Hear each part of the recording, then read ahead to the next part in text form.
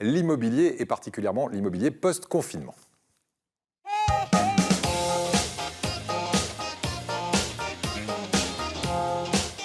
Ça va mieux en le disant, et pour évoquer ce sujet, une tête connue, un visage connu d'Ensemble C'est Mieux, Sébastien Vidal, notre coach en immobilier. Ravi de vous retrouver et merci d'être avec nous pour cette saison, pour tous les sujets immobiliers, vous serez de la partie. Et puis Anne-Patricia Lesage qui représente Terrasse en Ville, non pas une mais 5 agences réparties sur 2 départements, Bouches-du-Rhône et Var essentiellement, c'est bien ça. Exactement. Et évidemment, comme son nom l'indique, Terrasse en Ville, c'est une agence spécialisée dans les appartements et les maisons avec extérieur, et on verra, on imagine que c'est le cas si ces ventes d'appartements avec extérieur ont fait un bond en avant, et on va faire un état des lieux dans un instant avec vous deux, mais juste avant, pour planter le décor, comme chaque jour, regardez notre reportage autour de ce thème, l'immobilier post-confinement.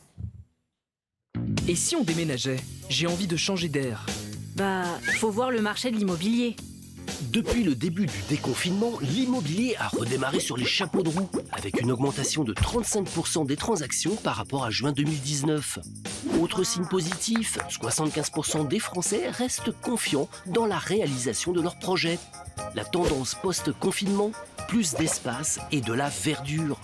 22% des Français déclarent avoir envie de déménager, surtout ceux vivant en appartement. Leur objectif, s'installer dans une maison avec un espace extérieur. 14% des Français ont donc entamé des recherches pour un bien avec un jardin et 11% avec une terrasse. 10% sont même prêts à quitter la ville pour une zone rurale. Alors, faut-il acheter maintenant? Les prix vont-ils monter ou descendre? Seul un Français sur 3 croit à la baisse. Et la méfiance règne. 75% redoutent une hausse des taux des crédits immobiliers. Pour pousser les murs et la verdure, tout dépendra de la conjoncture. Voilà, pousser les murs avec un peu de verdure autour, c'est mieux. Évidemment, on a tous un peu souffert de cet enfermement, et encore plus quand on était dans des appartements sans extérieur. Alors, on va y venir avec vous, Anne-Patricia, mais juste avant, on va faire un petit peu le bilan. L'immobilier post-confinement, quelle est la tendance aujourd'hui? On va aller un peu avant le confinement, on va aller pendant le confinement, et on va aller juste à la sortie, ce qu'on vit en ce moment. Exactement, mais là on vient tout juste de sortir de ce confinement, les ventes ont enfin repris, et la première analyse qui est plutôt réconfortante, c'est qu'effectivement les prix ne se sont pas effondrés. Dommage pour les acquéreurs qui attendaient cela, effectivement. Mais ça rassure quand même les propriétaires. Ça rassure les propriétaires qui sont vendeurs, mais l'immobilier ne s'est pas effondré. Et bien au contraire, à la sortie du confinement, on a connu un regain d'activité de plus 35%, comme on l'a vu dans le reportage, avec des ventes qui se sont enchaînées. Voilà, donc des transactions plutôt en hausse, c'est ce que vous êtes en train de me dire, à la sortie du confinement, mais globalement... 2019 versus 2020, ce sera un petit peu moins bien en 2020, on imagine quand même, non? 2019, année record, 1 070 000 transactions immobilières. Et effectivement, ce confinement, d'après le site Meilleur Agent, on estime qu'il y a environ 270 000 transactions qui ont été empêchées, ce qui est considérable. Et les projections sont pour 2020 aux alentours des 920 000 transactions, ce qui ferait une baisse de moins 14% du nombre de transactions, comme en 2017. Alors, à la sortie, en revanche, vous me dites, le confinement a eu ça de bon que les propriétaires ou les futurs propriétaires ont eu des envies supplémentaires. Et notamment, c'est ce que vous appelez la règle des plus. Ils en veulent plus aujourd'hui. Je les côtoie tous les jours. On veut plus d'espace, plus de volume, plus de calme, plus de terrain, plus de piscine, quitte à aller plus loin, aller dans d'autres secteurs qui sont un peu moins chers. Mais oui, on veut du renouveau parce que les gens se disent psychologiquement, est-ce qu'on va passer plus de temps chez nous?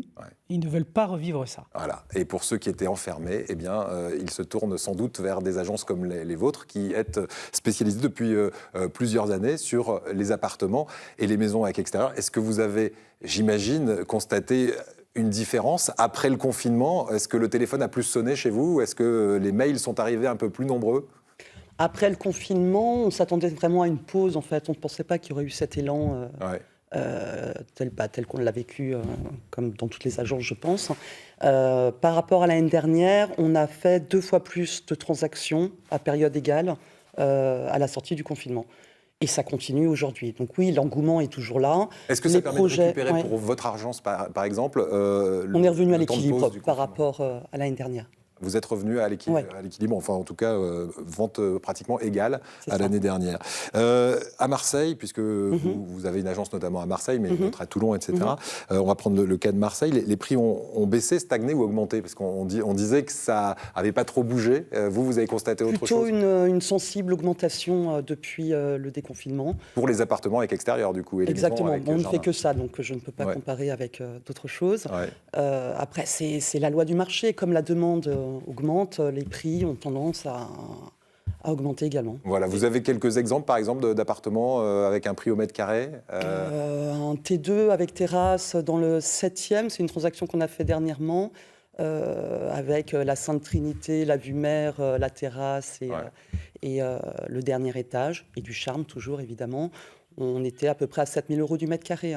Alors que vous allez, par exemple, dans un quartier comme la Plaine, le Cours Julien, que les Marseillais connaissent bien et les touristes aussi, on va être plus autour de 5 000, 4 500, on va dire, les 4 500 du mètre carré. Et vous allez dans le 3e, vous tombez à 2 600. Enfin, la ville de Marseille, de toute façon, est un grand écart absolu. On parle d'appartements avec extérieur, toujours avec terrasse ou jardin. D'accord. Et par rapport à avant le confinement, c'est sensiblement plus cher au mètre carré? Sensiblement. Après, c'est un peu rapide pour faire une analyse plus approfondie. Mais... En fait, ça a permis, le confinement a permis cette fin de cette tendance haussière qui n'arrêtait jamais d'augmenter. Ouais. Donc, et on le voit dans les chiffres, Paris, moins 0,4, alors que l'année d'avant, ça a augmenté de 5%. Eh oui. Marseille, on était à plus 3,7% l'année dernière. Aujourd'hui, on est à plus 0,4%. Donc, les prix n'ont pas baissé. Ouais. Bonne nouvelle. Ils sont en train d'arrêter d'augmenter. Voilà. Mais la pierre...